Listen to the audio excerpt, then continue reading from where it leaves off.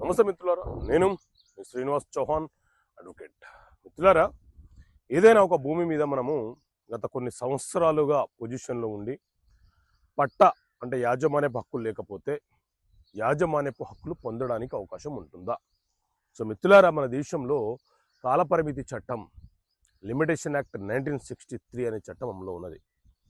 ఇందులోని ఆర్టికల్ 64 లేదా 65 ఏం చెప్తుంది అని అంటే, ఏదైనా ఒక భూమి మీద నిరంతరాయంగా ఎవరి అభ్యంతరము లేకుండా గత 12 సంవత్సరాలుగా మనము పొజిషన్లో ఉంటే ఆ భూమి మీద మనము యాజమాన్యపు హక్కులను కోరుతూ న్యాయస్థానంలో దావా వేయవచ్చు అని చెప్పి ఈ ఆర్టికల్ 64 మరియు 65 చాలా స్పష్టంగా వివరణ ఇస్తుంది.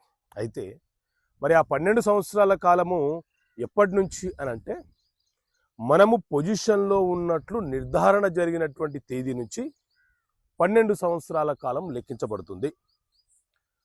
ఒకవేళ మన పూర్వీకులు అంటే మన తాతగారు లేకపోతే మన తండ్రి గారు ఆ తర్వాత మనము గత 40-50 సంవత్సరాలుగా పొజిషన్లో ఉన్నా కూడా మనకు యాజమాన్యపు హక్కులు లేవు అని అంటే కారణము, మనం పొజిషన్లో ఉన్నట్లు రెవెన్యూ అధికారుల చేత నిర్ధారణ చేయబడి లేదు కాబట్టి మనము యాజమాన్యపు హక్కులు కోరడానికి అవకాశం లేకుండా పోయింది. కాబట్టి ఈ ఆర్టికల్ 64, 65 ఏం చెప్తుంది అని అంటే, మనము పొజిషన్లో ఉన్నట్లు నిర్ధారణ జరిగిన తేదీ నుంచి 12 సంవత్సరాలు గడిచిపోయి ఉంటే మనము పొజిషన్ కోరుతూ అంటే పట్టాదారు కోరుతూ దాని మీద ఆ భూమి మీద హక్కులను కోరుతూ దావా వేసుకునే వెసులుబాటు మనకు ఉంటుంది అని చెప్పి చాలా స్పష్టంగా వివరణ ఇవ్వడం జరుగుతుంది.